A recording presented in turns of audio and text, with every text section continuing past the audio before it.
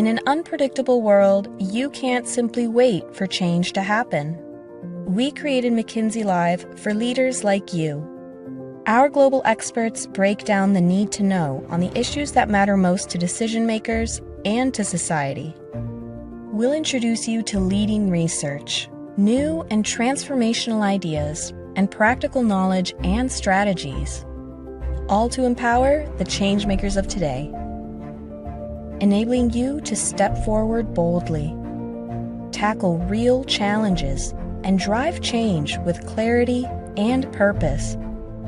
We're helping you take control so you can drive the conversation, so you can lead fearlessly while leaving no one behind, so you can take the reins to create and accelerate growth, so you can build resilience for the future. Together, we can push towards the opportunities of our era. Let's get started now.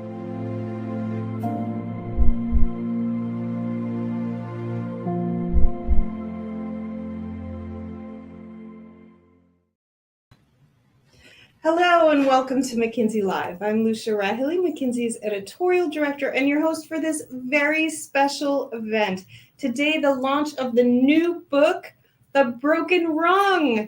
It culminates more than a decade of research into working women and their career trajectories. The Broken Rung is hot off the presses today and available at your local booksellers and, of course, online.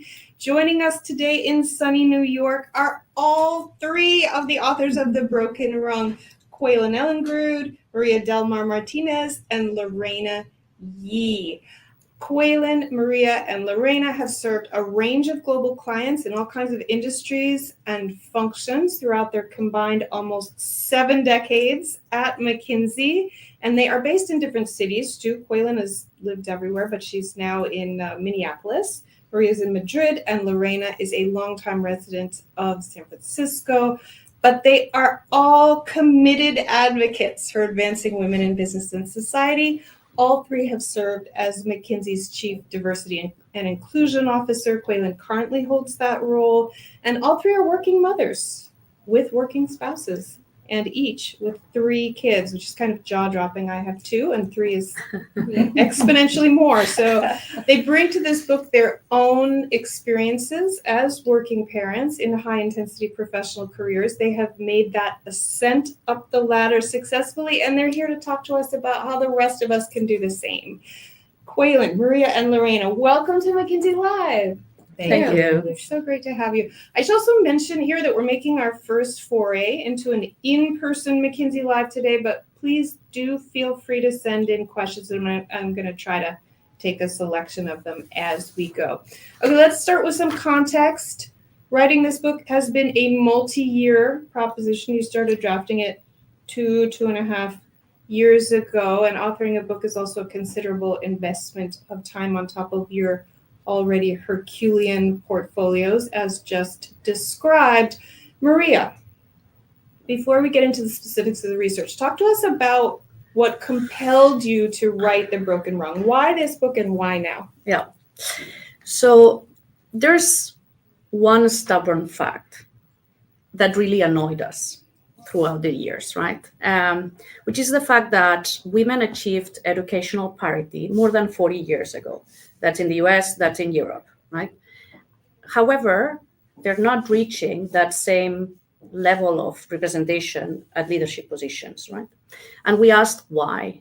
And our research proved that the why started much earlier than the glass ceiling. It started at something we call the broken rung. It started at the first promotions towards managers, and that compounds over women's careers.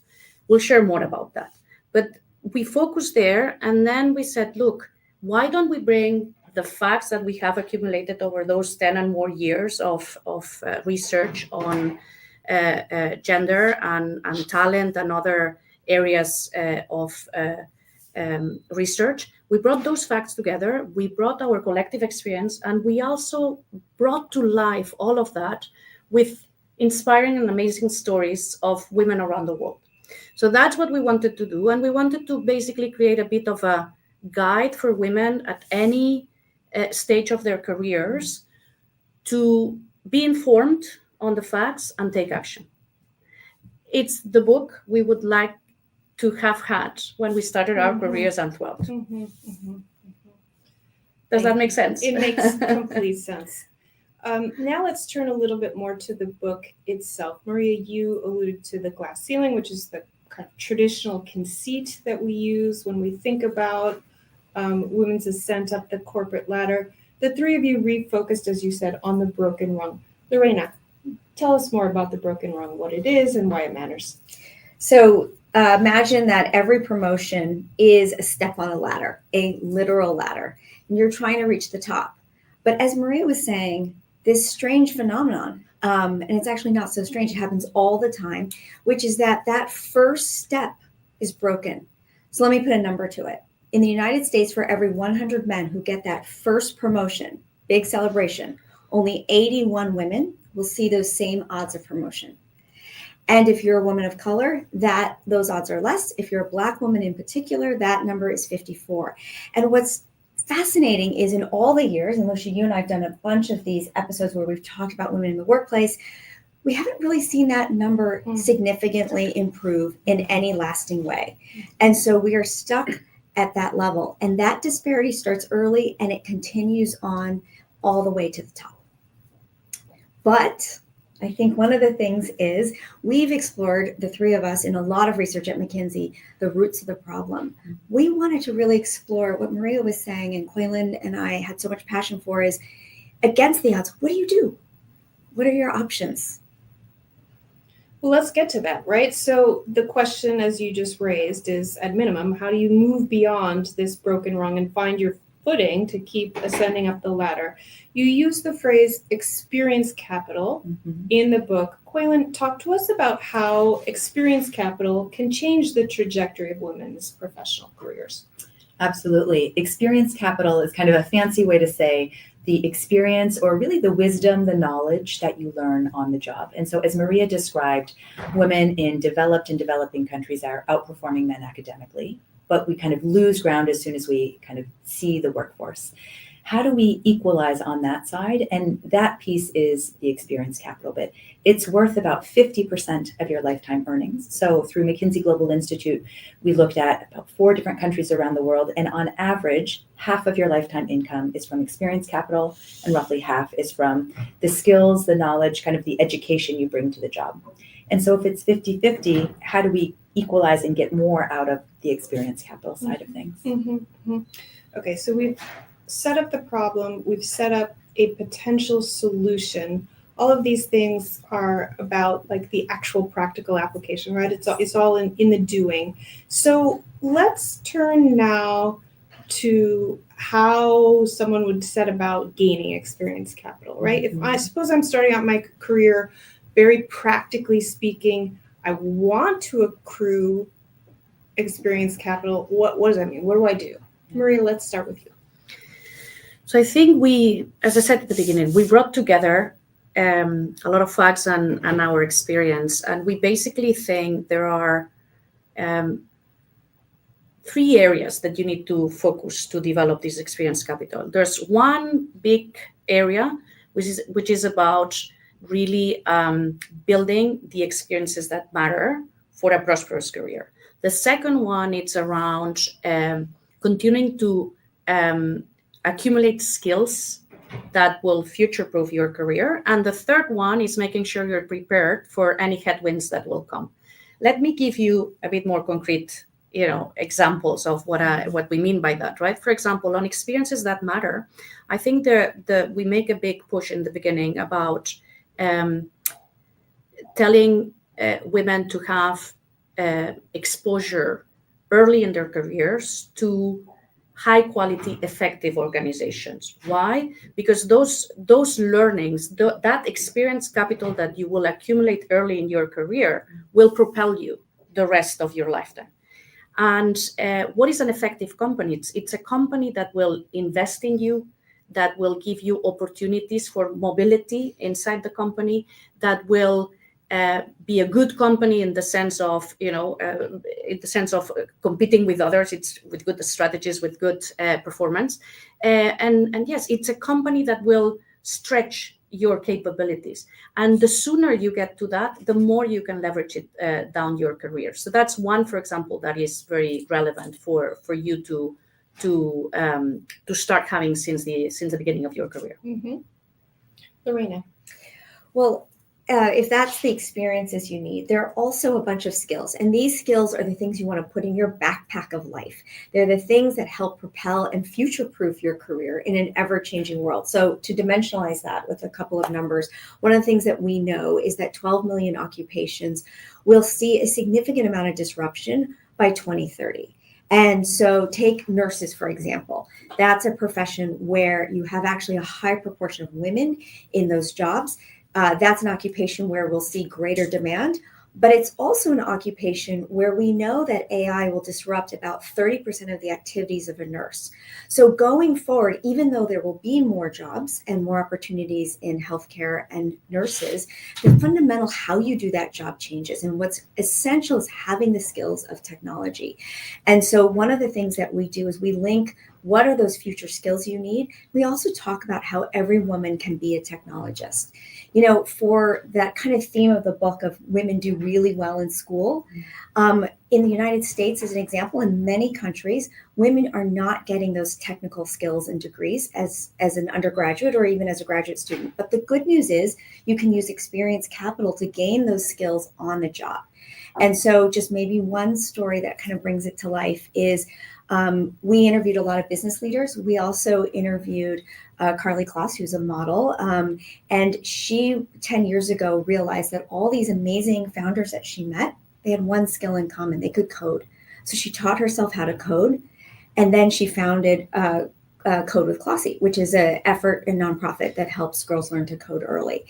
And so if you kind of just take it from the all the way macro, you see disruption in jobs. You see technology as being one of the skills you need, and it's something that you can gain on the job. And that's just kind of the arc of one of those types of skills that we believe are so important for women. Koylin. Absolutely. I think a few other things to build that experience capital. One would be to make big, bold moves. And I think framing this as a positive thing, when you feel really stretched and you're getting into a new area, we define a big, bold move as something that is a high percentage of new skills. So on average, a new job would require about 25 new skills, 25% of new skills that you didn't use in the last job. Anything more than that is a bold move, right? It's stretching you. It might be moving from finance to generative AI, for example. When we do these, and typically it's close to 3 of them that happen over a career, you're uncomfortable, but it's a great thing because you're learning so many new skills, and that will actually increase your experience capital. The other thing that was less intuitive, I think, as we were looking through the research, is to get experience in what we call the power alley. And the power alley is how your company makes money. And there's a story in the book of Jenny Abramson, who starts at the Washington Post, and her boss says, you know what, if you really want to rise in this organization, learn how we make money, go to ad sales, which was not intuitive for a business school graduate. But she learned the ropes for a couple of years and then took that experience to other roles over time. About a third, just over a third of men start in the power alley, just under a third of women start in the power alley. When you do, it's actually correlated with 20% higher income across a career. Mm-hmm. So that experience, even if you're not, staying there and taking it to other roles, is so critical. Interesting. Okay, let's take it to the next step. Suppose I'm motivated. I'm willing to make these bold moves. I'm making these bold moves. In fact, I'm becoming experienced, as Jimi Hendrix would say. Nevertheless, life happens, right? Breakups, sick parents, kids. How do you see, and what did the research tell you as you were working on this book about the ways that successful women manage to maintain their momentum when life gets in the way? Absolutely. I'll describe a little bit about health. And this is such a foundational piece across an entire career, because if you don't have your health, you can't build experience capital. In many cases, you couldn't even work. And that's one of the myths, because we all know women on average live longer than men, But what we didn't realize at the beginning of this was that women actually live 25% more years in poor health. We spend more money on healthcare across that longer lifespan. And you combine that with lower average retirement savings. So I've got lower savings going into a longer period of higher healthcare costs, right? Not a great equation. And so in the book, we talk a bit about how do you be aware of some of these health risks, advocate for yourself, but also just be conscious that a heart attack might look different for a man than a woman. Those symptoms are different. And you need to advocate for yourself if you're experiencing some challenges. We talk a bit about menopause and other things as well. But then also on the financial side, I think the great news is it's a lot of benefit from moving from not very involved in your financial health to moderately involved. You don't actually need to become an expert. You just need to know a bit and be involved. And making your money work for you across a career makes a huge difference. I love the long-term planning of understanding what you're going to need over time. The other piece of it is something that can just happen to you every day of the week and probably multiple times, which is bias. Mm-hmm. And so I think, Lucia, when you talked about this idea of the bumps in the road, one of the things that we focused on is making sure you're not surprised. You're not surprised that we live longer and often in poor health, and you're not surprised if you hit a bias. So a bias could be everything that women are more likely to be interrupted, for men to take credit for their ideas, to experience what feel like 1,000 cuts that really add up over time on top of lower odds of advancement. And so instead of also just being surprised by that, one of the things we do is unpack what would you do? And a very simple thing is, let's say that a man or a woman interrupted you, Lucia, and that you're sort of sitting there stunned. You're like, wait a second, I was making that point. A very simple thing is that Quaylin could say, Lucia, I think you had a really good point. Could you just make it again? Because I didn't fully get that. And of course, Quaylin knew exactly what Lucia was saying, but she brought her back to the table. And so there are big things that we have to plan for our health, our financial fitness over time, but there's also the day-to-day. And what I love about this section is we cover both, as well as the big piece, which is motherhood. I think we were really keen on tackling one that is very central to these discussions, we believe, and which is motherhood.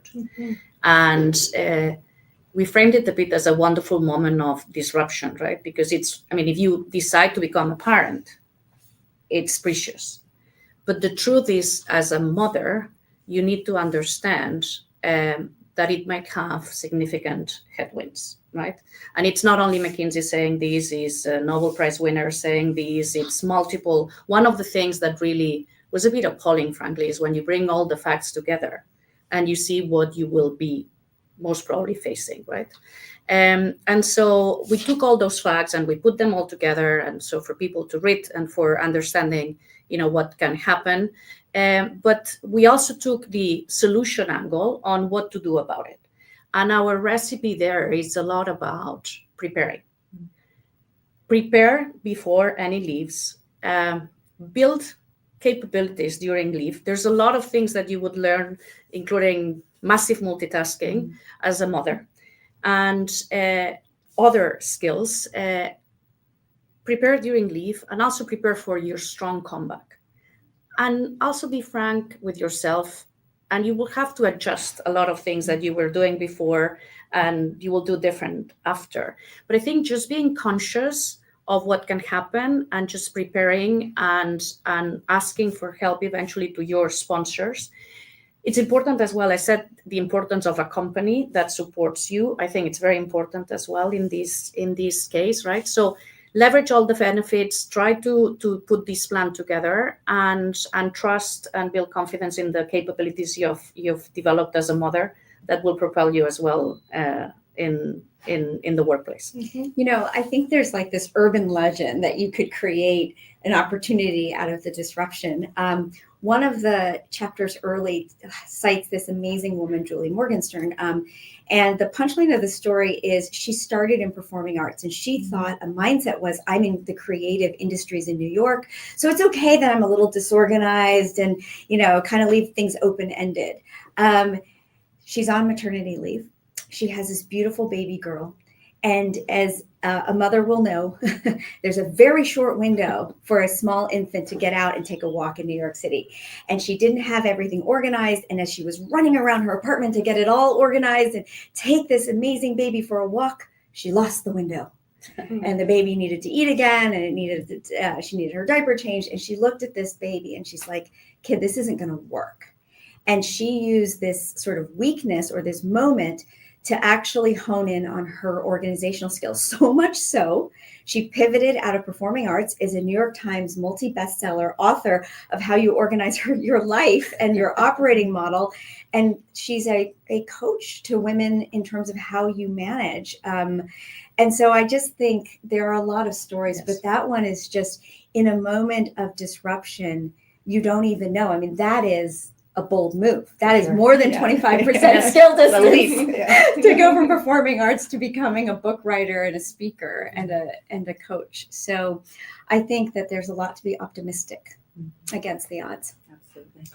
Thank you all. Okay, so we have actually been getting some pretty good engagement from the audience. We have an outsized audience today, a lot of interest in this topic, obviously. So let's try at least to get some of these questions in this last 9 minutes that we have together.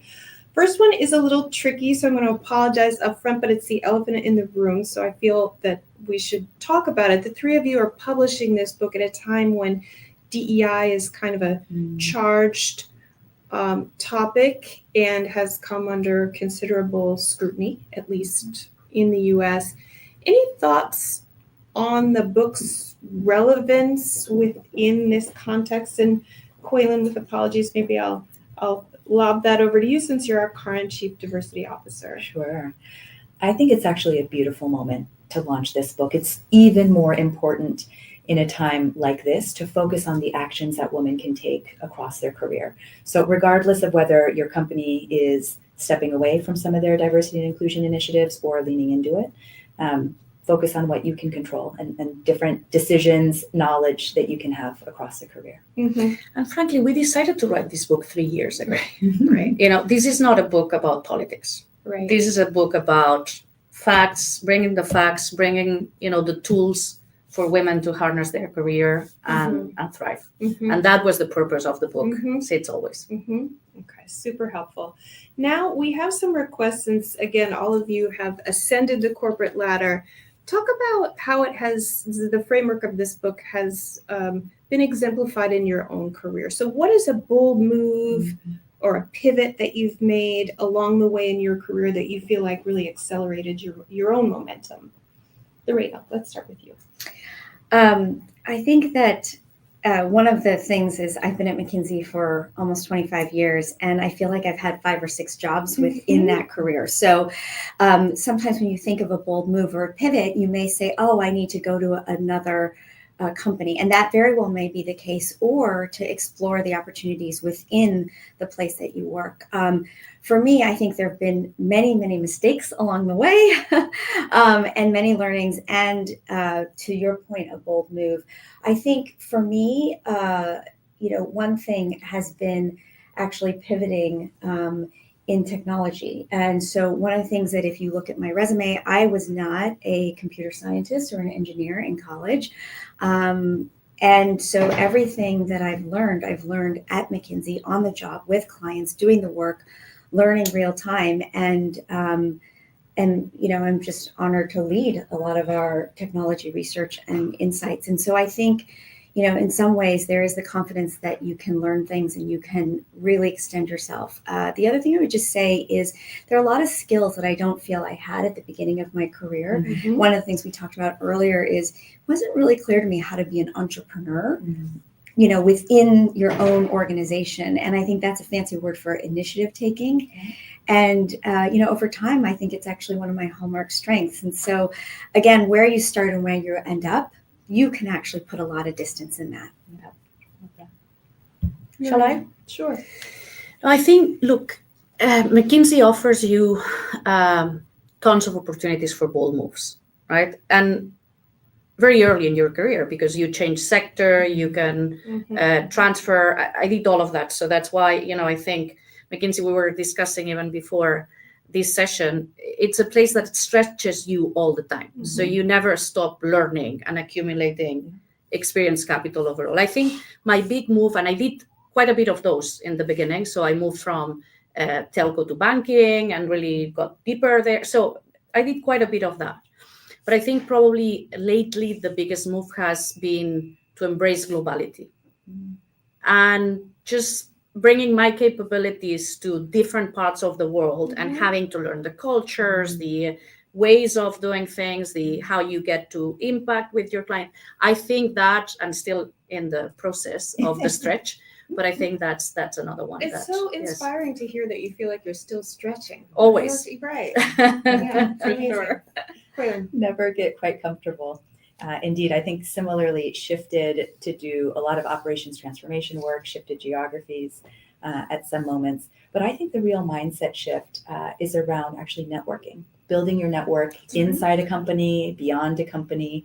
And what we talk about in the book is that women and people of color tend to be over-mentored but under-sponsored. When it really comes to vetting your political capital, to creating new opportunities that didn't exist before. And I think the mindset shift that I had, and it's been gradual, is to invest time to build those relationships, to open my mouth and ask for time, ask for advice, but also to set aside time to reconnect with people who I did have a connection with and maintain and grow those relationships over time. Super helpful. Okay, very briefly, one piece of tactical advice for a woman starting her career. What's the one thing she should do? One piece quickly. Pick a company, not just the job. Stretch yourself. And proactively steer across your career. Great. Okay. Actually, that was so brief. Then we could do one more. Suppose you're a manager. Suppose you're leading a team. You're well-intentioned. What's the one thing that you could do easily to enable a woman? Well, whether you're a man or whatever your gender, what's the one thing that you would lean in and do to help a woman? There's a wonderful story in the book about Rafaela that worked very, very intensely in M&A. And they were working on a deal. And the day of presenting the final deal to the client, boss calls her and tells her, "I'm sick. You need to go to the presentation and you run it." She freaked out. And she did it. And she shined. And that was an amazing learning moment for her. Over the years, she realized the boss was not sick that day, right? So I think there's a little bit of sponsoring. That's very important. Putting people in the spotlight and making them shine. And I would say tough feedback, right? We've seen in the research that Lorena, Alexis, and others have led over the years, women and people of color don't get as much tough feedback. And if you compound that across a career, you don't get the same chance to grow. So I think managers can give all of the people on their teams that tough feedback in a caring and supportive way. Direct. But we need to hear it. Exactly. I think the best managers and the best sponsors, when those two things come together, bet on women's potential. And so if there's someone that you believe in, just bet on their potential. Fantastic. This has been so inspiring. Congratulations on the publication of The Broken Rung, Coylin, Maria, and Lorena. It was so wonderful to have you with us today. Thank you, Thank Lucia. you. And thank you to our audience for being together with us. Again, you can buy this at your local bookseller. You can get it online. And we have a website for it, which is brokenrungbook.com. So check it out. You'll also be able to find a replay of this session on our website, mckinsey.com. And be sure to register for our next event in April, which is on data centers and the energy that's needed to power AI. Super timely, super interesting topic. See you there. Thanks again, and be well. Thank you. Thank you.